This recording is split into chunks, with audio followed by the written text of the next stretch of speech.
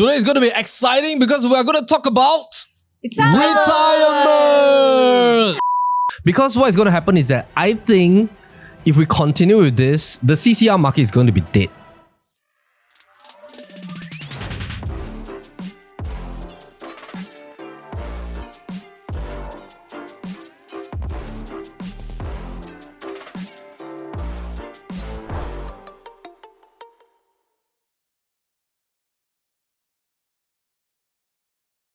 Okay, we're going to talk about the winter season today. So, what is the winter season? Maybe Joanne, take us away. What is the winter season? So winter season, according to our 4 personas, is actually the very last stage. Usually a lot of clients, when you are in your winter stage, you start to sort of decumulate from your earlier years. You start to consolidate and you really want to go for a route or a strategy that's more lower in terms of commitment level. Maybe some clients choose to pay out. They don't want to be in any debt anymore, because usually that is the age range of about 60s plus. You really want to enjoy your golden years with your family, go for travel. So in terms of like the property portfolio side, a lot of them just choose to commit, maybe go for something for good cash flow still, pay out, then enjoy life, cash out, and just spend it on other priorities. Right. Okay, great. What does the winter season mean to you, Yong Zhun?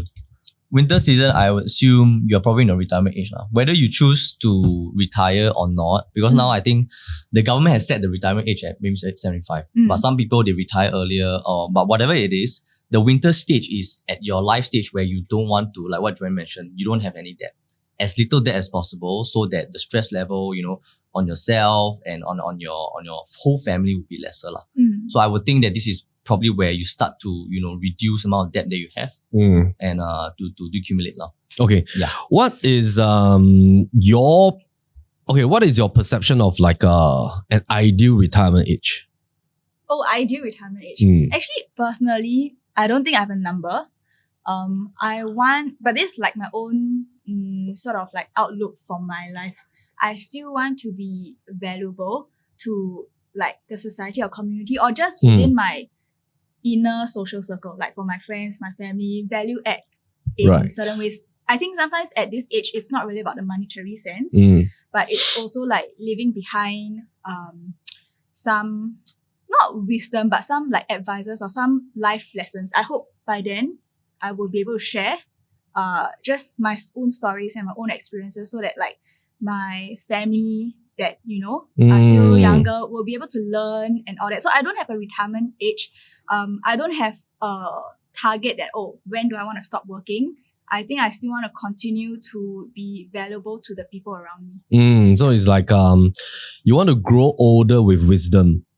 So you're like a body of wisdom that people can look up to, and then like, okay, example. Just to share with you. All right, like example, like somebody maybe in their 30s or maybe 20s, they come to you like Auntie Joanne. At least that's advice, right? Yeah. So retirement to you definition is like not an age that you start to do nothing. Yeah. It's more like you go into a stage of like mentoring other people. It's like a different form of value adding or contributing back and helping people. Okay, and then not like busy on the ground every day. It's more like, I think I will be walking very slowly. Like meeting people, my joints and all that. Yeah. Aren't you taking care of your joints now? I'm trying to. If not, the retirement will come earlier than expected. Yeah. But that's how I hope that, I can enjoy my golden years. Yeah, I once read a report that there's been some sort of like studies that when people have a very hard line on the retirement age and then they suddenly transit from like a whole life of maybe they're in a corporate job, they're a business owner, or they've been in a high intensity job. They're always using their brain every day. And then suddenly they switch from a certain age to do nothing, right?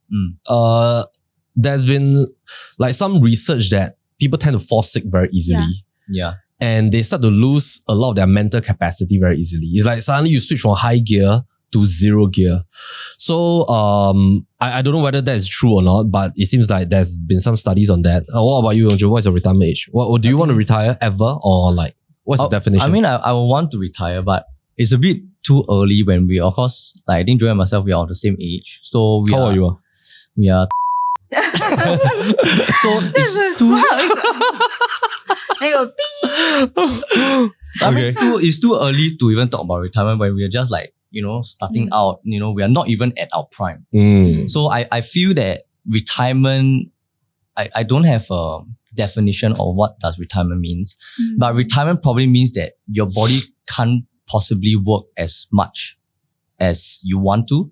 I think if you look at like professional athletes, right, their retirement age versus what is considered a retirement age in the government's eyes is very different, right? They retire at 30 plus, 40 plus, and then they will stop. So I think the retirement in my eyes is also, when your body can't work as much as your mind wants to, then you have to stop. That means you're being forced to. So I don't know what the age would be. It might be 50, might be 60, might be 70. Right. So it's just to keep myself healthy. Yeah. How about you? Yeah, to me, to me, retirement is actually not my vocabulary. I mean, like I'm a workaholic. I like to use my brain a lot. I like to think that my brain moves very fast. I like to speak fast as well. I love and I enjoy my work currently. So I don't think I will retire. But similarly, I think like what you mentioned, I think I'm transiting to a phase of like mentoring or like continuing to build and scale the business and all that. So to me, I think it's like it should be like a ikigai kind of thing. Like, like you weave in your life with your work and your life together, and then you journey. Okay, there's this very impactful story that one of my clients told me in the past. So one of my clients, he has a good friend who passed away with 3 properties. Yeah. So what happened was that when his friend passed away at the funeral, the children of his friend were already discussing which property to sell, after they sell, what to buy and all that at the funeral.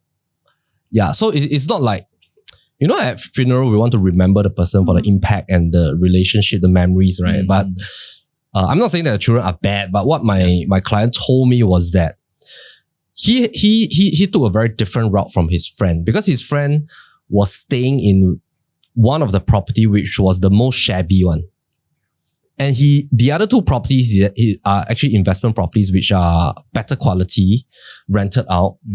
And his friend that passed away, the point of view is that he wants to be as frugal as possible.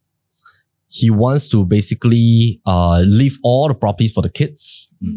And he will then sort of like downplay his own quality of life. Yeah. So what my client told me was that there's 2 perspectives to this. Number one, to him, property investing is like when you build during your spring, summer, autumn season, you must find a right balance to enjoy your fruits of your labor. That means that there should be a season entering into winter and autumn, right? That you should start to divest some of it and you should enhance your quality of life. Whether is it to love other people, maybe like enhance your parents' life, your siblings' life, or people that you love, or to maybe build something, or maybe philanthropy or whatever kind of stuff. But you shouldn't view it as a very fearful thing. Like, okay, I have to spend as little as possible. I leave as much as possible to my kids. Of course, some people want to build a good legacy for their children to give a head start and all that. But he says that it should be a well-balanced thing. It shouldn't be viewing property investment as like a very unhealthy kind of like storing of value and your wealth. Yeah, because what he meant was that the way that he viewed his friend's life was that the whole life he's living like he's in lack. But he already got 3 properties. Yeah. So actually later one of the things I want to discuss is also like how do we pair property investment with insurance working towards like your winter season also? Because technically speaking, if you have a very healthy term plan or mortgage insurance plan, if in the event if you pass away, unfortunately, technically your property is all fully paid already. You don't have to technically worry so much about like, your mortgage has to be handed over to your kids and all that. Yeah. But what the gist of it was that what I learned is that property investment should be a form of like wealth building, but it should be balanced with like enhancing your quality of life and your loved ones. But at the same time, you need to find a way to divest it out. It shouldn't be stored all the way until the end that you have so much fear of storing.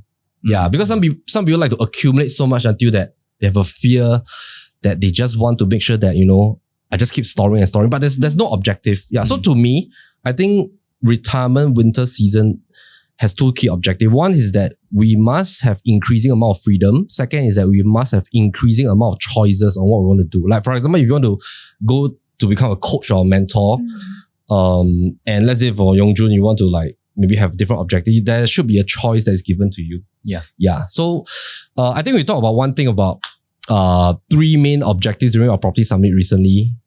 During the financing segment, I talked about three incomes. Maybe let me just draw it out. Okay. Yeah. So now maybe your share like how do you view these three types of income? So basically, the first type of income is our active income. Sorry, 我裤子有点短. Okay, second type of income is your passive income. All right, things that generates income for you while you're sleeping. Okay, for example, you have a property that you purchased in the past, rental property, you went at a low quantum, but now rental prices increase, your mortgage is lesser than your monthly rental. So for example, actually, we have clients that bought 3 beders at $1 million. All right, so they bought at $1 million. Actually, their mortgage is only about $3,000. Now they rent out at about $4,000. Even after MCST of like $300, they still net about $700 cash per month. So this is what I call passive income. Okay, active income basically is coming from your business or your job. Now, the third is basically your asset income. This is actually your wealth. So asset income is supposed to be something that will be able to fight inflation while you sleep. And this is something that should enhance in terms of value over time, mid to long term kind of thing. And while you are in your active years, you should be finding a way to transfer your active income to build this, to find a way to own this, and also allow this to generate some form of passive income. So it should be like a complete circle.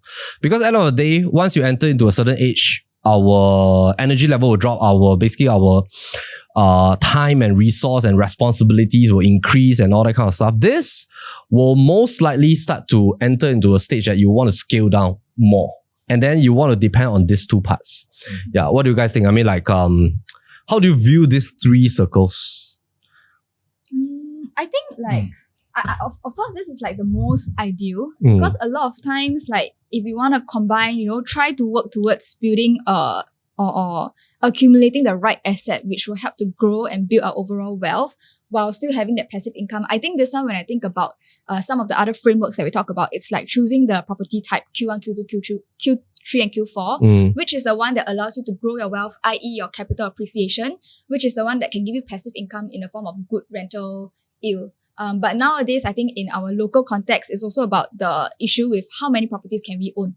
As much as possible, we want to own a lot of this kind of structure, but realistically, right now, most of us can only own one each. So sometimes it could be that your own stay is really something that maybe it's not able to generate you that passive income still, but it's still able to help you as a household grow that wealth in terms of capital appreciation.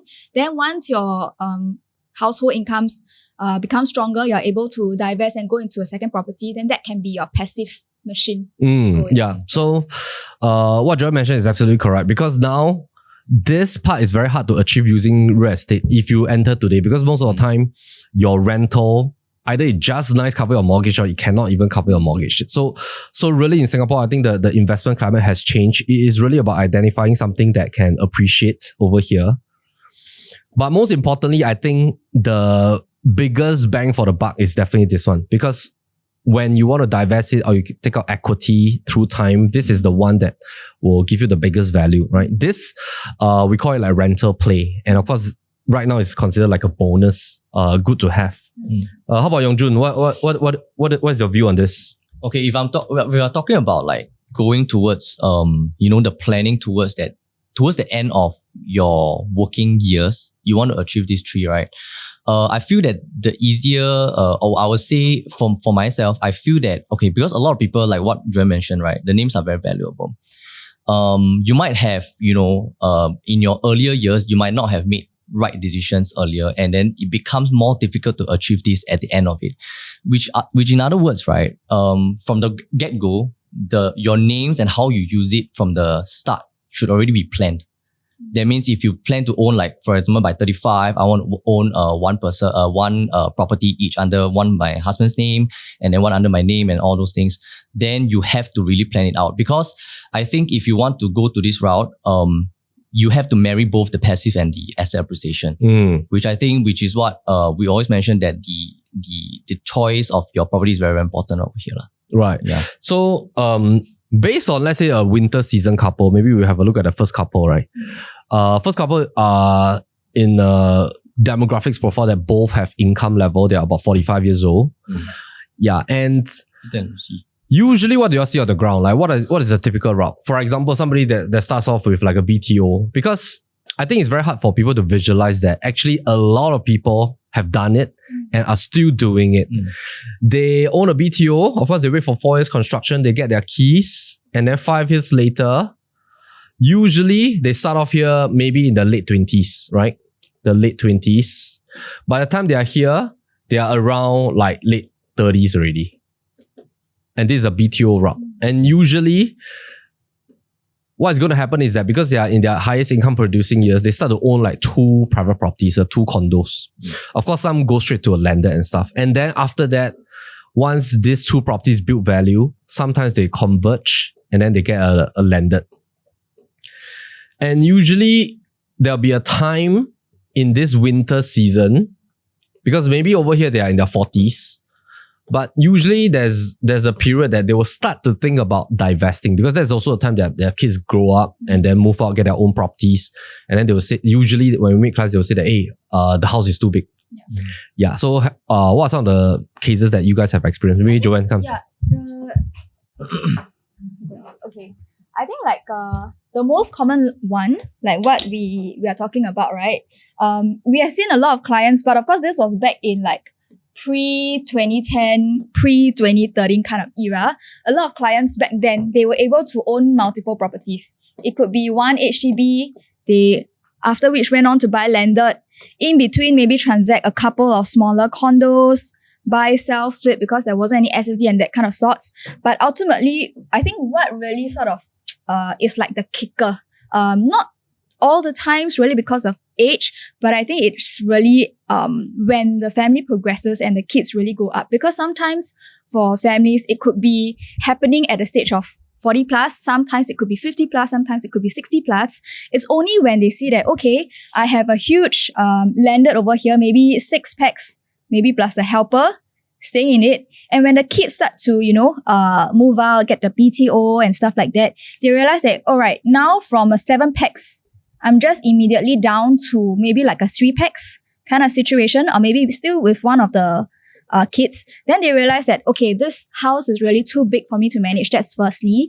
The second thing, I think it's a good thing also, some of our clients will start to pre-plan, is that, in the next 10 or 20 years, they don't really want to be climbing that triplex, for landed, triple floor, triple level. Sometimes the master bedroom is not always on the first floor and all that. Then they start to think about, okay, from here, one landed, actually, what can I do? Should I just, go and buy one condo, move in, comfortable, maybe 3-bedder or 4-bedder? Or actually, I really want the size. I want like a EA of sorts. Then maybe I'll go into like one HDB. Yeah. Wait 15 months. Yes, they wait 15 months, they rent or they stay in another HDB. They wait out this 15 months before they go. If they want to do that, of course, if you are above 55 and you're going for a 4-room, then actually you don't have to be subject to this. But of course, if you want to go for like a super big EA, there is this regulation you have to take note. But sometimes certain clients just stop here, right? Let's say you exit from your landed. Maybe you're looking at about 4 to 5 mil in terms of exit. Because most of the time, after holding for like 30 years, a lot of the clients, they already fully pay out their landed. Maybe in the terrace lah. Yes, in the terrace, 4 to 5. Maybe their CPF portion, you just got a refund about 200, 300. Back then, they probably didn't put in too much as well. But sometimes certain clients just stop here. Actually, what we do in our, consults with them sometimes is also to introduce another idea, is that if we just pay off this, maybe 600K, 700 plus reno and all that, right? They still have actually quite a healthy 4, let's say 4, less of this. You still have about 3.x that is very, very healthy sitting around. If you put it into your savings interest, maybe you're getting like a 0.5 kind of interest rate. Another idea that we did share is why not we take this amount, 3.x, M, you don't have to utilize it all, because sometimes clients also want to cash out a little bit just to feel a bit more safe, because, I'm already 60 plus. I don't want all my assets and my cash to be locked up in one property. I want to downsize, go into a smaller one. I want to have cash because I want to start to plan for my legacy, plan for my, retirement. What should I do and all that. Another idea is we can just take part of it, maybe about 2 mil, put it out for a rental play. And when you put it out, it's really 100% cash, which is your rental income. And that can also cover part of your sort of living expenses. If you just an example, if you go into the RCR area, something that's near MRT, 2 mil kind of quantum, 3-bedder, about 1,000 square feet, you can get very, very good rental at about 5 to 5.5K per month. And this, in fact, you don't have any mortgage. This will just be 100% cash in your pocket. So this can be something that helps them to cover some of the sort of like a living expenses. But most importantly, is also to identify something that within the next 5 to 8 years, this has still the potential to grow to maybe about 2.4, 2.5. That gives them the option. If they do need to exit, there's still that option available. Yeah, but I think this is also something that we like to share more so from the perspective of like sharing a different idea, a different angle, instead of just parking their funds into like savings account and all that. I mean, this is just one recent consult that we did. Right. So all I'm trying to say is that they pay off about 700,000 including renovation for a 4-room. Yep. Because once you surpass age 55, you can straight away go into a 4-room, right? Yes. Then balance 3 over million, take 2 million, RCR. Technically, your yield, when we calculate like rental on a fully... It's about 3%. Yeah, it's about 3.25% plus minus. Yeah, so then the balance 1 mil keep in the bank as like for rainy days. Because technically speaking, if you just put like $3 over million, what's going to happen, even though you can get like fixed D or stuff like that, right? Or you put in like treasury bills and all that kind of stuff. But what's going to happen is that value remains the same. That means if you put $3.5 million, 2 years later, once your fixed D expire or whatever, that value remains the same. But if you channel a little bit more and let asset inflation takes its right for the next 3 years to 5 years. This is the key. Yeah. Because sometimes I think the other important lesson from here is that sometimes winter is really not your end. You could actually still, I mean, if you have the capability, and in this case they do, still really try one more round, and really is to take advantage of whatever sort of bullets and capital that we still have, pick the right property, go into something that still has that very strong capital appreciation round, so that, it gives us the chance to exit in future with a healthy gain. But if we choose not to, then in the form of a rental play, this is still a very, very healthy route as well. Yeah. Right. So this is just one example that we've done recently. Okay, great, thanks. What is the average life expectancy in Singapore? Is it 80? 85? Male or female?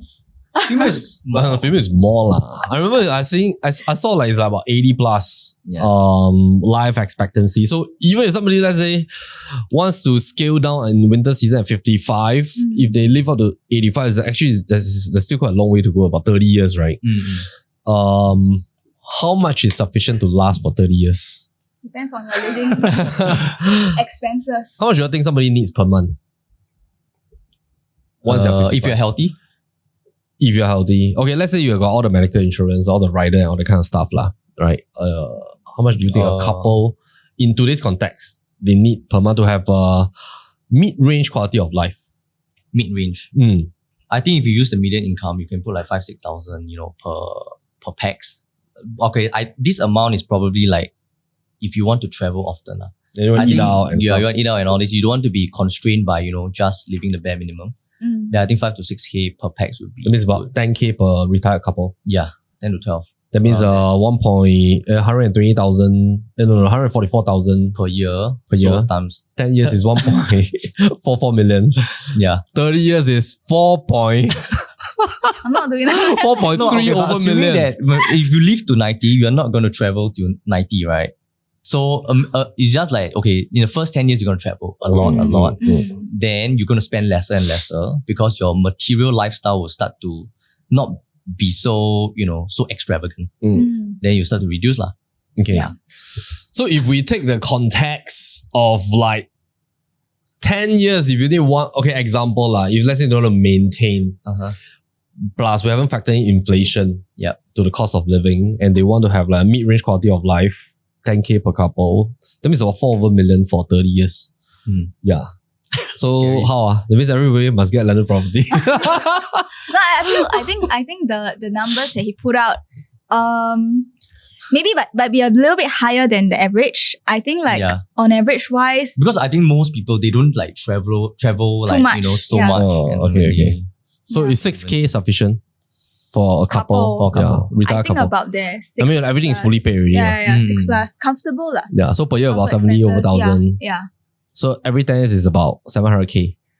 Yes. 30 years will be 2.1 million. Half of that, About half of before inflation. 4 million. Yeah, This is before inflation. right. So 2 over million. So how should a couple work backwards? Maybe Yong Zhun share with us. Maybe draw something. The trend now is to draw. That's why we bought a lot of whiteboards. Press the add to the plus button.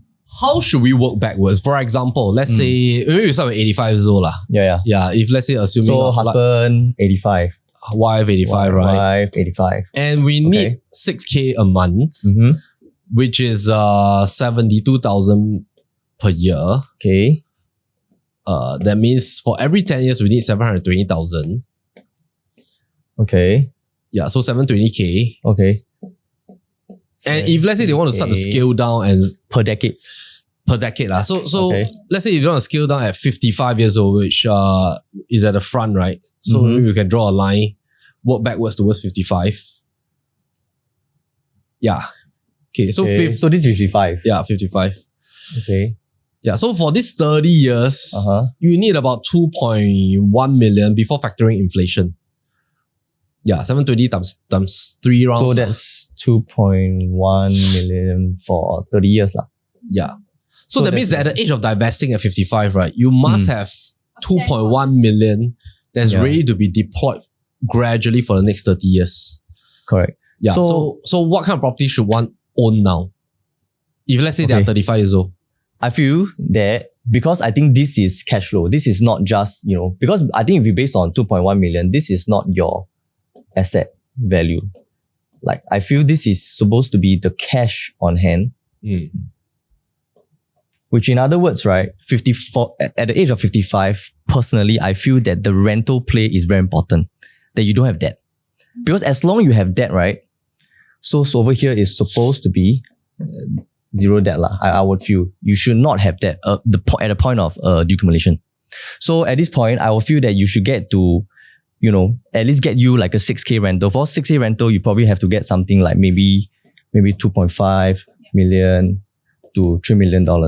So as per Joanne's example just now you have for you're staying at $5 million or $4 million landed property, you stay in a HDB, fully paid off, you're remaining with what? 3 over million, right? So in your example, you took 2.2 million to go in. Yeah. So I think if you can go to 3 million, you can get around 6K. Then I think that will be pure net cash flow positive that you can use to sustain all the way until you're 85. So, but in that sense also, this 3 million, you will start to go up as you reach to 85 lah. So it gives you a choice. Whether you want to switch it out, because I think some asset types, according to seasonality, it might be different that, okay, this property, it's of this age now, 10 years later, you'll be 10 years older. And then you can go and do, like sell it off and then buy another new launch or things like that. So you can play around, at least you have options. But at this point, I think that you should not have debt lah. I think that's the gist of it. Yeah. Okay. Great. Thanks. So Yong Zhun feels that you should fully pay. I think you should fully, decumulation stage. Okay, that means at 55, you should have zero debt. Okay. How about Joanne? Would you still own properties at age 55? Own properties. Yeah. Do you still want to own properties or you want to be properties free? I think Okay, like mortgage free. Do you want to be mortgage free? I would say at that point, if I still have like income and all that, and if I can still even just get a little bit of leverage, I'll take advantage of whatever leverage I can get, because there will come a day where I'm not able to take any leverage at all. And by that point, then it's really just down to cash or no investment, or you don't take any action, right? You just keep your cash. But I think for me, I definitely still want to be holding on to properties or holding on to assets. And I still believe I believe strongly that property should be one of the asset in my entire portfolio. I will want to be holding on to this particular type of asset. But if I can have some leverage to complement my financing, then I will do. But I think the challenge is how much can I get?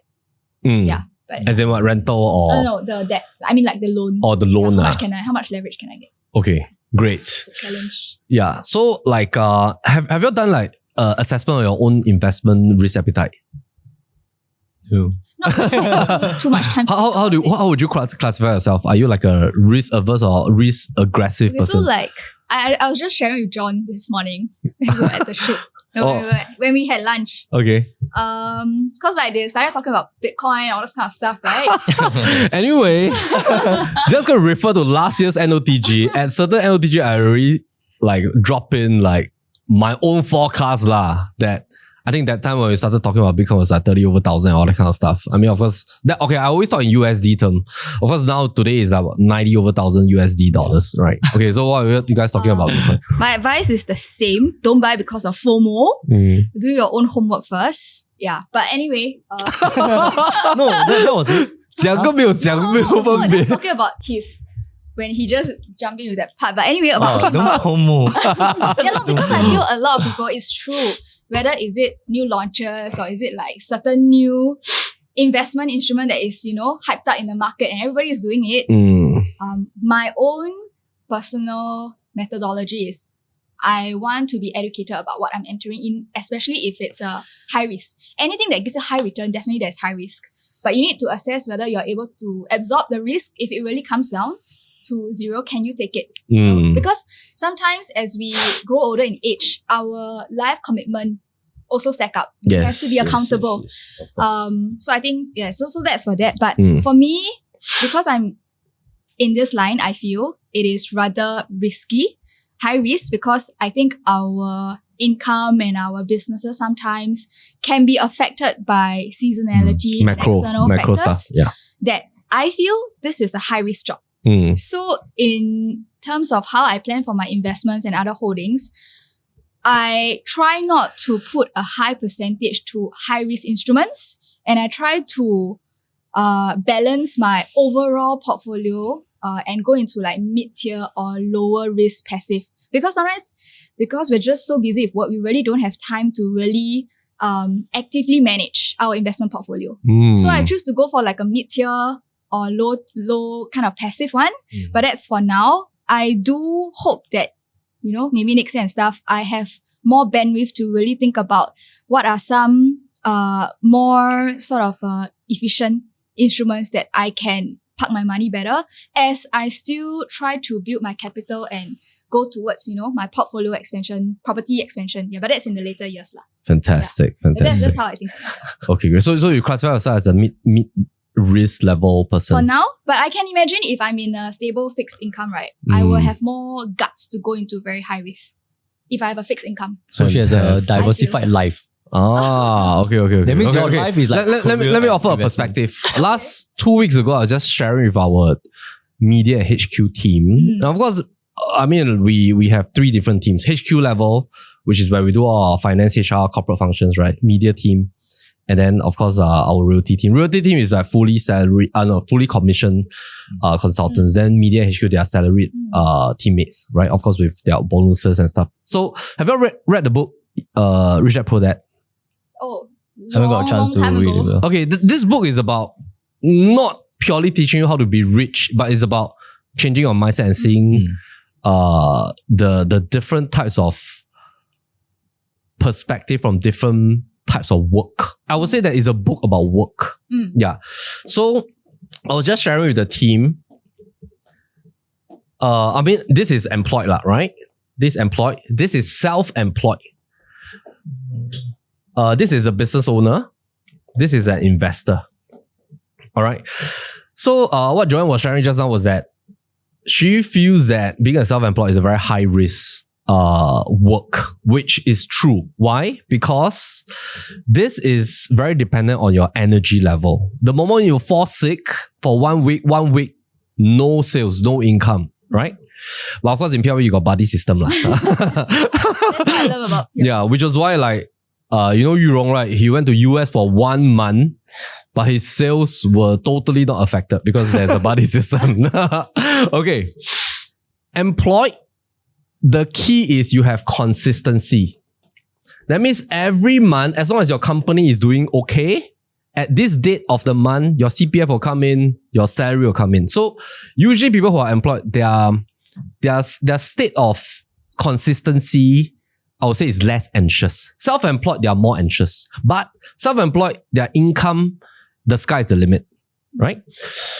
Business owner, basically, what Rich Dad Poor Dad wrote in the book is that everybody gets paid first, but the business owner gets paid last. And of course, if the business is not doing well, you need to take business loan, throw in money, make sure your business survives. But eventually, you can sell your business, you can bring it to IPO status, you can merger acquisition, you can sell part share, or you maintain control. There's a lot of ways to do it, right? Now, the key about the book is that no matter which quadrant you're in, you should divert your income into an investor income. That means whether you are employed, you're a business owner, you're self-employed, you should store your active income from this quadrant into an investor income, which is, of course, one of the elements will be equities, which is stocks and shares. It can be other form of assets, but of course, the most common asset will be like real estate. And of course, there's like gold and all that kind of stuff. Now, I'll just share with the team, actually in the real world, a lot of my friends, and I see people in the industry as well, actually this quadrant is not totally safe. Because a lot of people in this quadrant, they fear the age of 40. Because that's the very common retrenchment age. Now, the way that I was telling my team that you want to make sure that whether you are in whatever quadrant, right, is that you want to succeed, is to make yourself so valuable to the company that you're indispensable. But of course, in a very healthy manner. That means you're a good team player, teamwork, good leader, manager. You bring so much value, you innovate, and then you show up, you're accountable. Actually, whatever quadrant you are in, right, if you have all these very good values, you will succeed one. Because even as a self-employed, as a consultant, realtor, insurance consultant, or financial advisor, if you're so valuable to your clients, they will always need you, no matter how old you are. Similarly, for a company, actually, there's no need to fear age 40. As long as you're valuable to a company, you innovate, they will keep you, right? So I think there's risk in every quadrant, but definitely I do see patterns of how it affects the investment appetite, because just now we were talking about investment appetite when I was asking Joanne. I do feel for every quadrant because I've been through every quadrant. I was an employed person with civil service. I switched to a self-employed. Now I'm a business owner. And of course, only in these two quadrants that I start to store some of my active income into an investment portfolio. But self-employed always worry about, hey, can I pay the next few installments? Right? Am I committing to a property that's too high in terms of monthly installment? Actually, employed people also, they worry that, what if I buy 2 properties? Then what if my wife or my husband lost a job? Can we sustain or not? Yeah. Then even business owners, sometimes they say, if I take this 600,000 to buy a property, what if my business needs money? Yeah, so actually every quadrant got its own set of worries lah. But I think at the end of the day, there's 2 parts, right? One is that, are you very risk averse? And one is that, what is your appetite? Is it a more risky appetite? And I think it has to relate to actually our season. Because, for example, somebody in the spring season and the summer season, I think they can sort of afford to take a little bit more risk. Once they are in their autumn and winter season, I think they will start to be a little bit more risk averse, or they will try to store a little bit more liquid assets. Yeah, what do you think, Yong Zhun? Or are you straight away averse already? No, if I'm averse, then I won't be here already. Wow, very good. No, but I feel right. Okay, because he quitted his job. Yeah, I quitted my job. To take a risky job. Yeah, because I think a lot of us came from, excluding those that came from graduation. Okay. A lot of us came from E quadrant, right? Yeah, we came from the E quadrant. So salary step. Yeah, salary. We are all salaried. We have a monthly income. We have bonuses and all those things. So the step to move into self-employed is a very huge step. Yeah, because first of all, we have never done it before. There's a lot of voices in your mind to say, what if it doesn't work? So I think that the moment that you step into things that you feel, because I think risk is subjective also, right? Some people feel they're self-employed, I've done it my entire life. It's not risky because I'm used to it.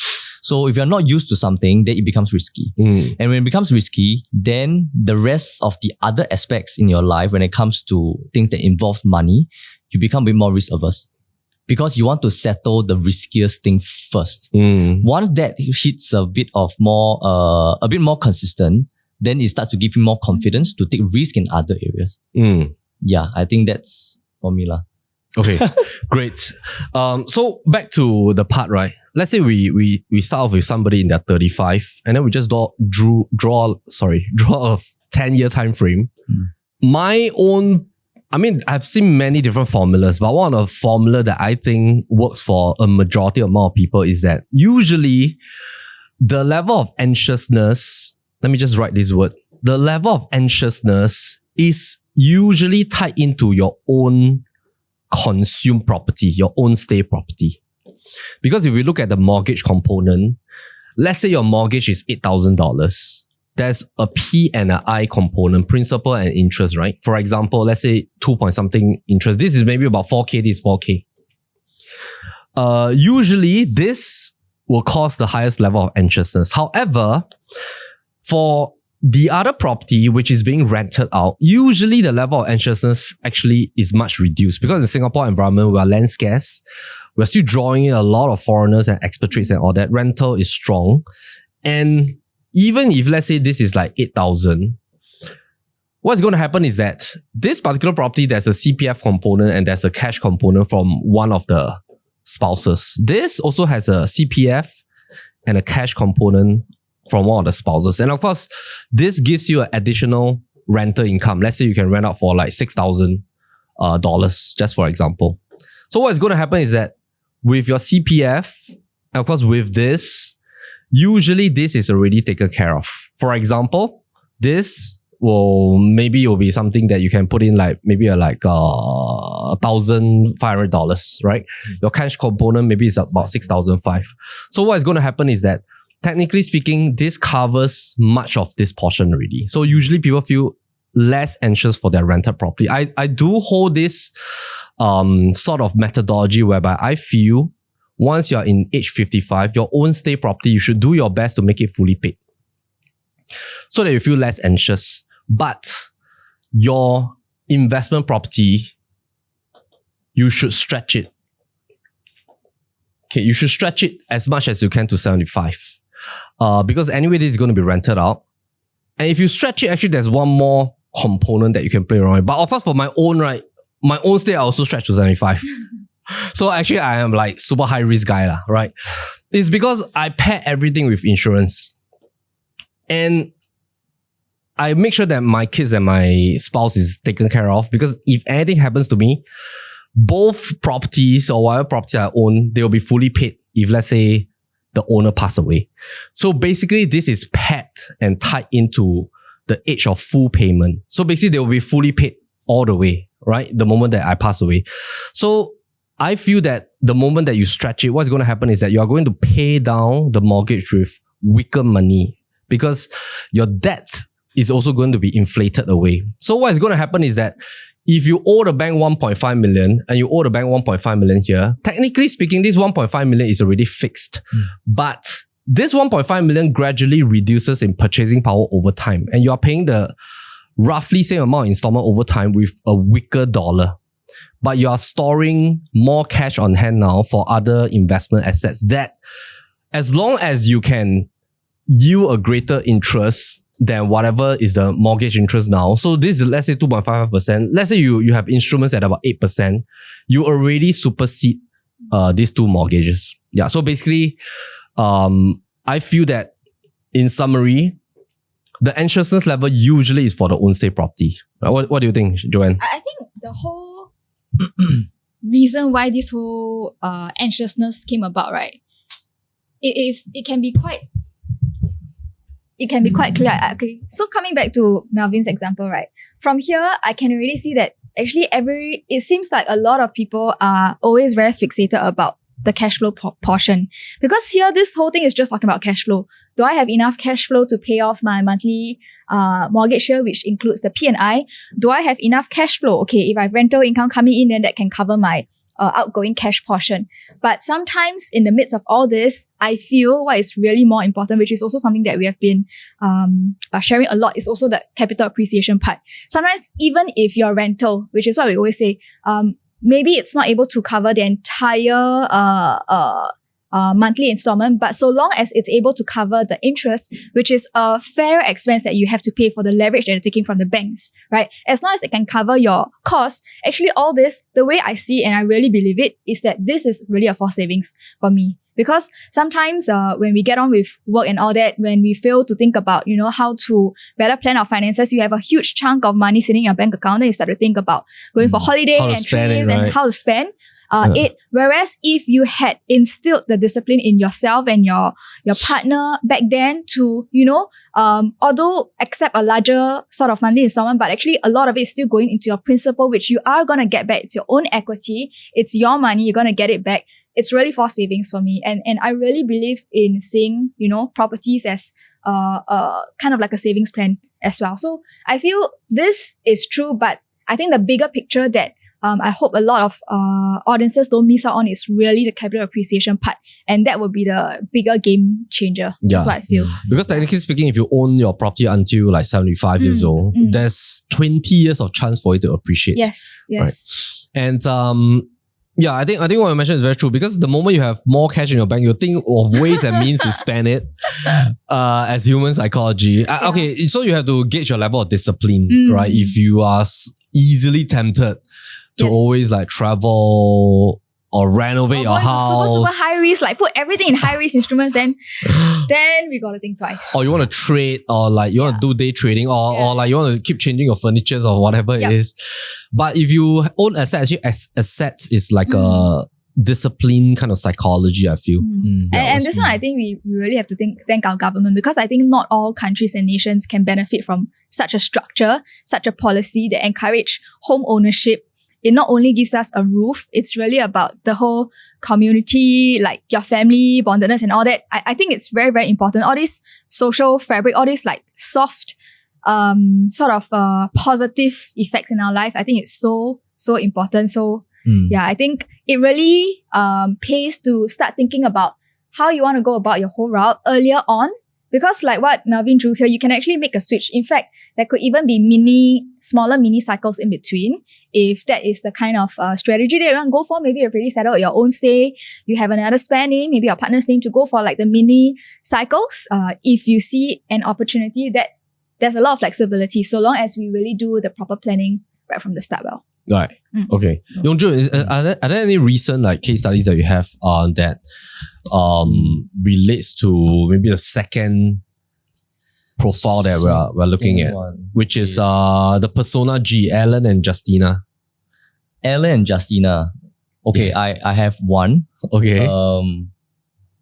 But this one is not at this age group, man. Okay, how are they? Way earlier. Oh, how are they? 40. Okay. But it's only one single person. Okay. He retired early, and essentially, basically, of course he's married and all, but then he told us that he had a very good run in his earlier working years. Spouse is not working. Spouse is working, but I think but he only explains his entire like real estate journey and then what he intends to do, like to us at this stage lah. So he didn't bring his spouse into the picture, but he's not working, but he's staying in a landed home. And of course, I think that the similarity is that there is legacy planning. But one of the most striking thing that he mentioned was that, he didn't want to go, to be too risky when he's not working. Mainly because he has 3 kids, and then he has to have, park aside some bit of money for them to like study overseas and all those things. So he's not that, risky when it comes to real estate, but he used to be. So I think the caveat was that he's not working, he's no longer working. Because I think in that example earlier, it's provided that if you're still working and then under Alan and Justina, one of them is still working. So he's not working. Not working. Spouse is working. Oh, okay. But his entire journey is like, okay, so I just plan for me and myself first. Oh, and okay. yeah. And like, is his property fully paid? The landed? Not fully paid. Okay, so It's still not fully servicing. paid, still servicing. Does he have other properties? No. Okay, so what is his like sort of like goal and objective or rough plan that you? Okay, so previously he mentioned that he actually sold all like 4 to 5 properties. I believe he bought it before all the cooling measures. before the cooling measures. So he knew that was Divested coming. already. Okay. Divested before COVID. Okay. But he's like he waited. He said that he should have done it after COVID. Oh, because he So didn't know there was like a okay. bull run. Okay. Correct. So and then once he has done that, he said, okay, I'm very safe to retire and do the things I like. Like he's into cars and then he likes to travel and all those things. So basically it was like a Where did he park his funds like after selling everything? Oh, he didn't mention Okay, where do you okay. park his funds. But Yeah, like you know what instruments? Okay, it doesn't He matter. didn't mention, yeah. So now he's like traveling all that kind of stuff. yeah, Okay. traveling, enjoying life. He's not really working, but and he also asked like, he sounds like a real estate agent. It can be a retirement job. I don't think it can be a retirement job. I think you'll get more busy. It's a different level of anxiousness. So yeah, because it seems like okay, yours seems to be like self-employed. They have the mindset that you have a lot of Freedom. time and freedom Oh. to allocate your time. And then he's like, I'm aware of the market. I'm interested in this industry. Why not try it out, lah? Mm. Yeah. Okay. Okay. Yeah. Right. And then okay, what is his plan? What is his goal? His goal, okay, basically it was he wanted to know more about the market, but he didn't have really like I want to do this by a certain time frame. But he did like ask, like, are there things that I can still do? And of course, maybe not in the first few, maybe not so early, but he's talking about like maybe when he's like, after he has paid off like the uni fees and all those things, and he's like, what else can he do? Lah? So it's more of like a long-term plan. Like the entire concept was more of like long-term plan after, because he's not that old. Like he retired in 40 and then now he's like 50s. Okay. So it's very early. Lah. So what do you advise him? Basically I told him to keep the unit The landed property. and then we market the wife's property. Oh, the wife still have one property. Yeah, okay. the wife still has another property. Okay. Yeah. Right. So keep the landed, and then the other property is a condo lah. The other one is under the wife's name is a condo. So we're Okay. trying to market that one, but we don't know what the future holds. I mean, at the end of it, I think he's definitely interested, of course, towards decumulation, and then but of course, I think we told him that his current property is actually good to hold because I think he holds value.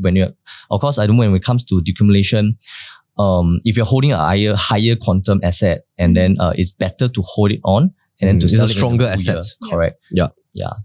Unless Great. if you're going to upgrade lah, it's vice versa. Great. Very, very proud of you. I mean, like sometimes like I was trying to imagine if I'm a consumer, sometimes I will fear like, will my real estate consultant just like every time I ask a question is like sell everything, I mean like one thing I'm always very proud of the team is that it is really about the right advice for the right season for our client that we're advising. It's not just about the amount of deals or transactions. And so in that case, you all felt that it was better to divest of the weaker asset, which is the condo, Right. and keep the landed property lah, basically. Actually, we didn't know that he had his wife had another property, but it's just that I think they were impressed that based on the analysis that we did, the answer was not what he intended to do. So because a lot of people are telling him to sell the landed.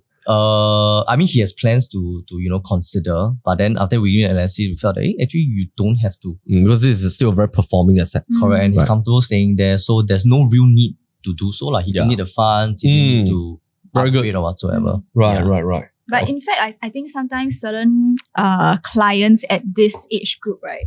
I mean, there have been cases where, similar case, also like retirement profile, holding on to a landed. And we do feel that actually in terms of their lifestyle now, they really don't need the funds and the proceeds from this landed. Maybe they have another property that they can move to. It can be vacant. And sometimes we do advise them to hold on to it if you don't need to extract the funds, because this is still a very well-performing asset and it will continue to grow. But I think sometimes there are certain clients who are within this age group. They just feel that, my money is all parked in the asset and I can't see, I can't feel it. I can't plan forward because everything is just locked up. I really don't know how much I have. I think really depending on the client. Sometimes clients who are a little bit more in a different season, they like to see the dollars in their bank account to be able to clearly map out their next step. So I think our job is really to identify what is the most optimal, but ultimately it has to be something that is comfortable for the client. If their priority is really just to cash out, I've been holding on to this for 20, 30 years. It's enough. I know that it will still appreciate, but I just want clarity to plan my next stage of life. Then I think there's no right or wrong. Really just to go and support them with whatever they feel is right for them. Yeah. Actually, there are different ways of divestment. I just show a little bit. So what Joanne was trying to say is that not necessarily do you need to sell your property all the time, because actually there are some banks that will allow you to extract equity even after 55 years old. You just need to work with the right bank. Of course, you want to know which bank can still do it. Of course, policies will change through time. Speak with one of our consultants. So actually, let's say for example, if you're 55 and you hold a landed property with two names, actually what you can do is that you can do two things at the same time. One is you refinance while you decouple. You refinance plus decouple, and then you put in a third component is that you extract equity. So basically after decoupling, it will switch to a one name, and then you have another name that is free. Technically speaking, when you extract equity, you are not allowed under the bank's terms to use your equity for your own property investment. But of course, if you loan it to your spouse, technically speaking, in a sense, because this is like your spouse is, let's say, or maybe let's say you have other form of savings, technically speaking, and you can own another property. Let's say it's a condo, and this is a landed. You don't really have to sell a landed if it's still growing in value. You can just rent it out. So you just rent out this, and then you stay in, let's say, a 3 or 4 bedder. And basically it's about a combination to know that these two properties is being anchored with mortgage insurance or term insurance to protect the outstanding loan, but you're working towards 85. And then maybe do a kind of like a 5-year review at age 60, 65, 70, 75, and see which one you want to divest later on. So you don't really have to make a decision too early once you're 55 years, because you're still considered quite young, right? And you can still actually take a refinance mortgage up to 75 years old. So there are different ways of actually structuring, and do speak with us so that we can see based on your season what can be done and what are some of the options that can be proposed for you. Joanne, do you have like a recent, maybe a final case study for our audience, like a recent couple that is in their retirement age and then you have just met like maybe over the last 6 months? I think one case that I did with Ramsey was that I think the client, basically the entire portfolio planning was pretty straightforward. I think they are in their 50s, 60s. They still have one youngest daughter attending the final years of uni, and their plan is very straightforward. They just want to move closer towards central area where it's closer towards the daughter's school.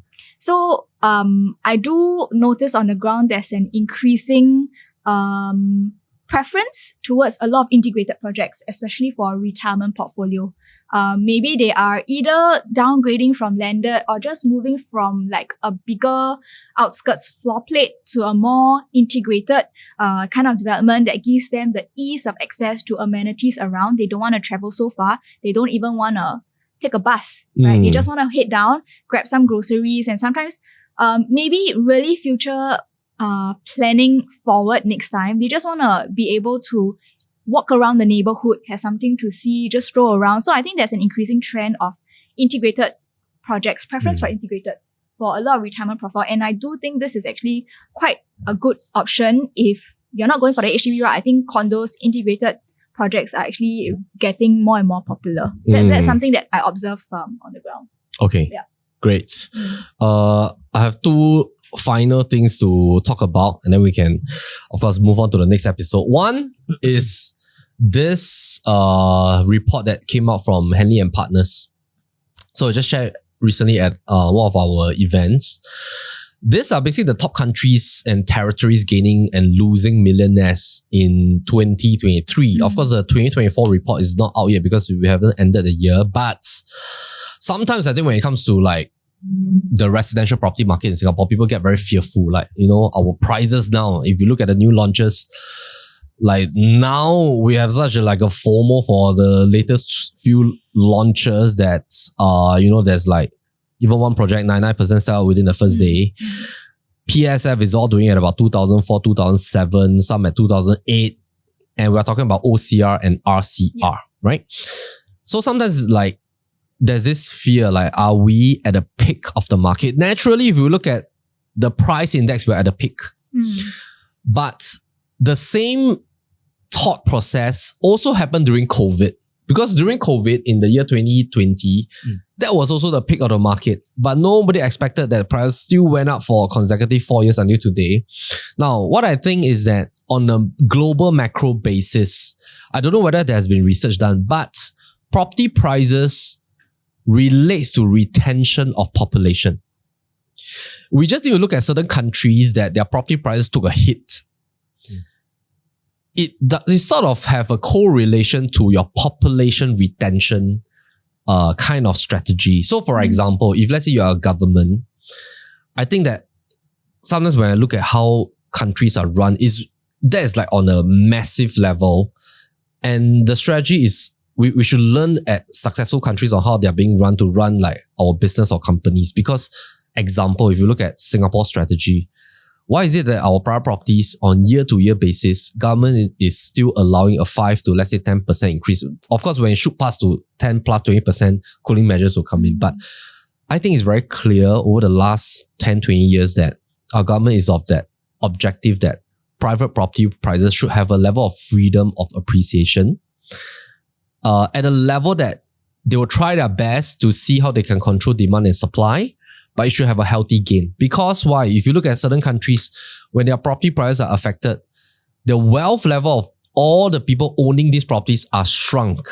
And what is going to happen is that they are going to move countries and park their wealth in certain countries that has a more stable kind of economy, GDP, private property prices. Just look at this graph itself, and we don't want to mention any countries here, but just have a look at this report and we can clearly see that actually Singapore last year gained 3,400 millionaires in 2023, and we are like the top 10 economies 2024.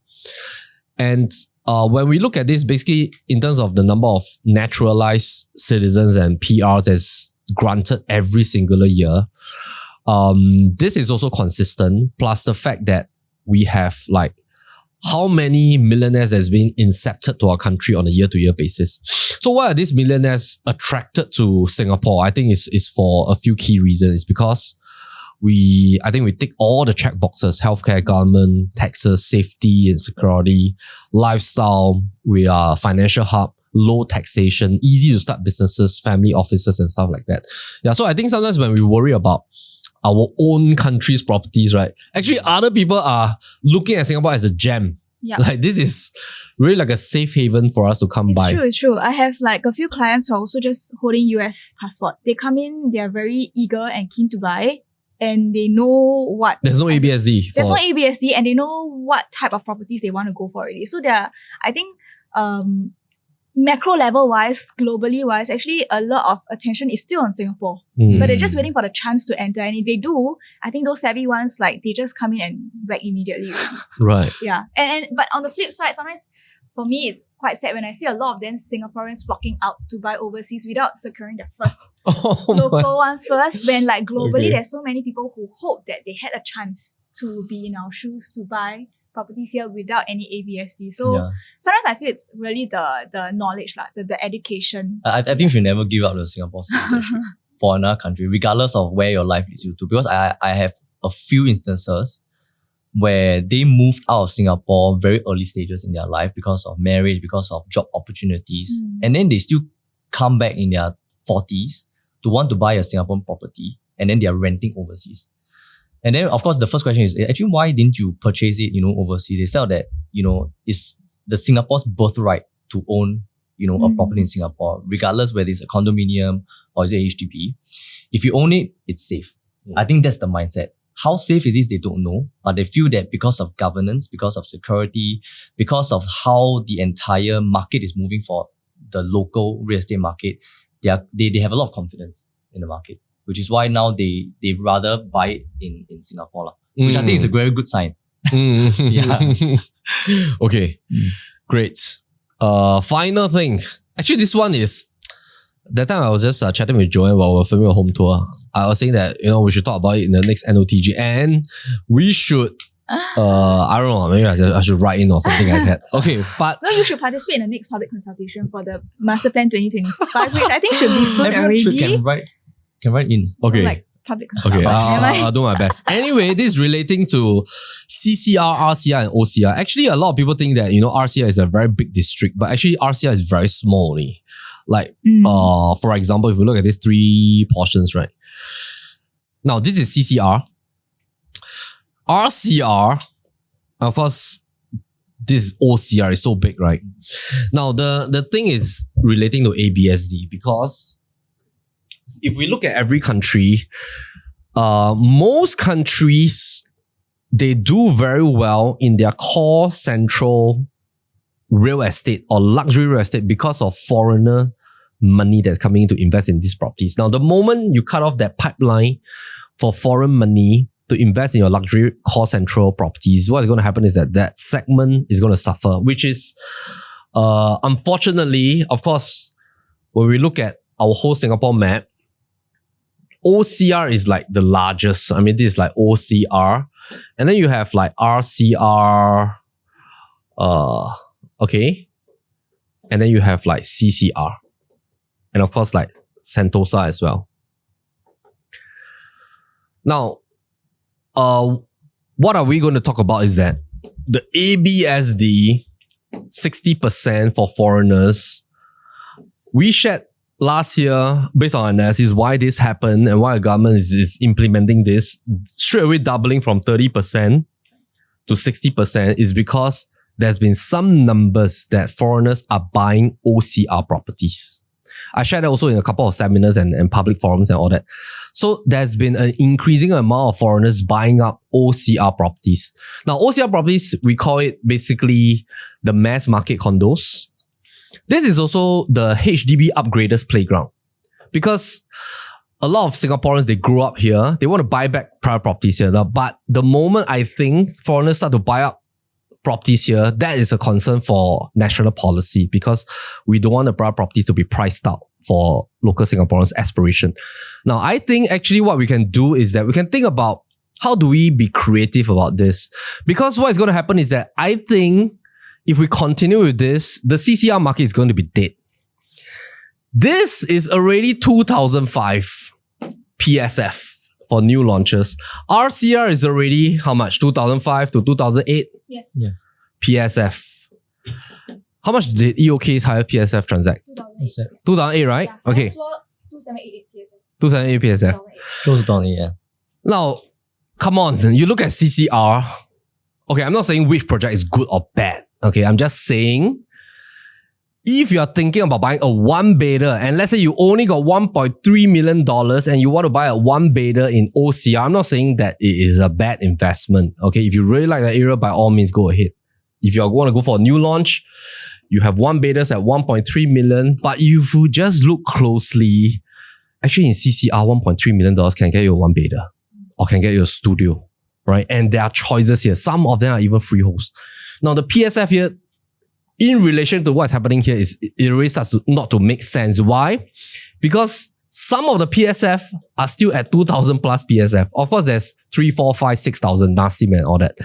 But what I'm trying to say is that this market can be a tiered market for foreigners. For example, instead of just having a blanket 60%, what if we be creative and we say that, okay, now I allow foreigners to come in, but you can only buy CCR properties. And if you buy CCR properties, I'm going to tier it for you. For example, anything above 6 million upwards, 0 ABSD. Example, maybe 5 million, I will tax you 5%. Maybe 4 million, I tax you 10%. Maybe 3 million, I tax you 15%. Maybe 2 million, I tax you 30% or whatever it is. But you cannot touch RCR and you cannot touch OCR.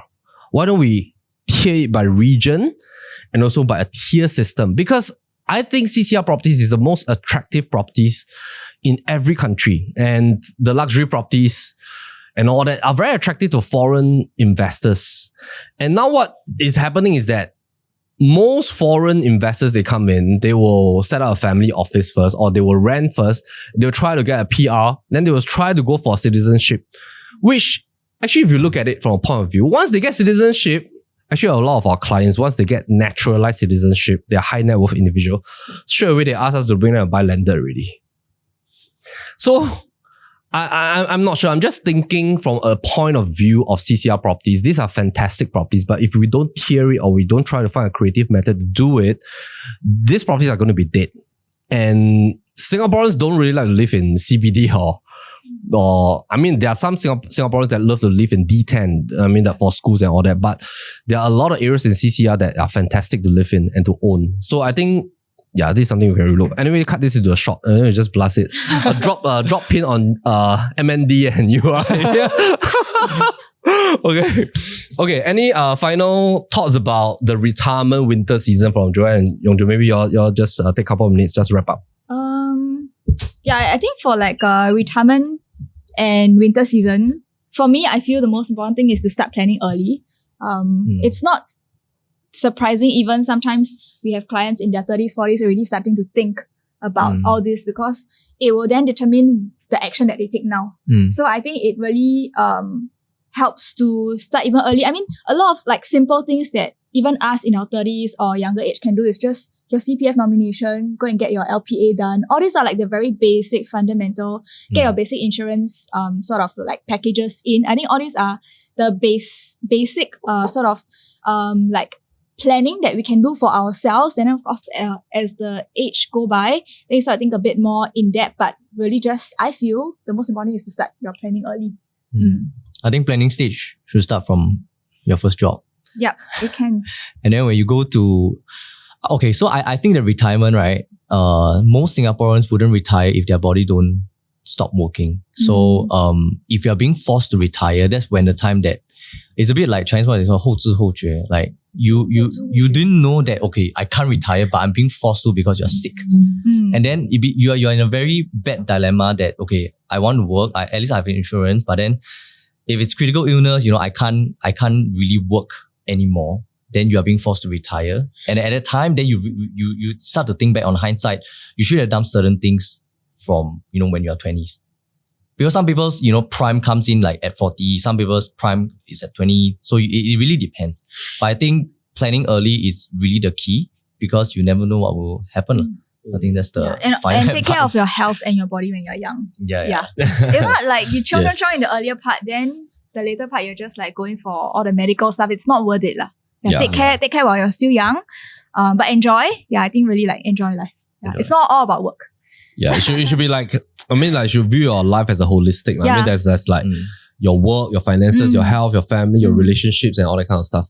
And I think most importantly is that I have seen like from a lot of our clients is that those who own like appreciating assets, like appreciating real estate, whether is it one or two or a landed property or maybe like 2 condos or 3 properties, the feeling that they have based on what they shared with me is that they have choices. For example, let's say if they need a certain amount of funds for their kids' education to go overseas or stuff, or they need to divest something for their business, or they need to divest something for maybe whatever reasons, they have like bullets at the back of their mind. Like I can always sell one of this property.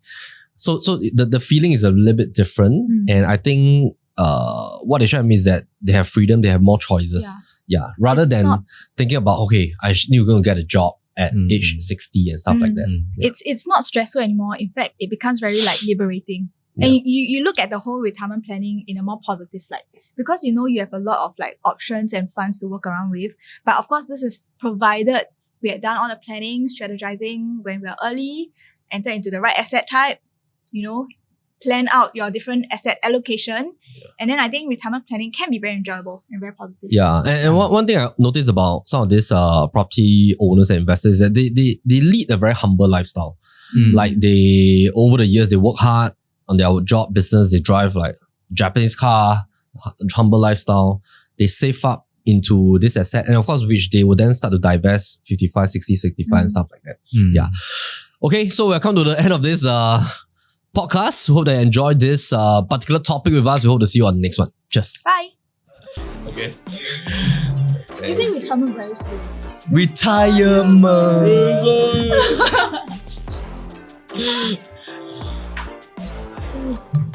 Okay, thank you guys. Do you realize the nuggets was there?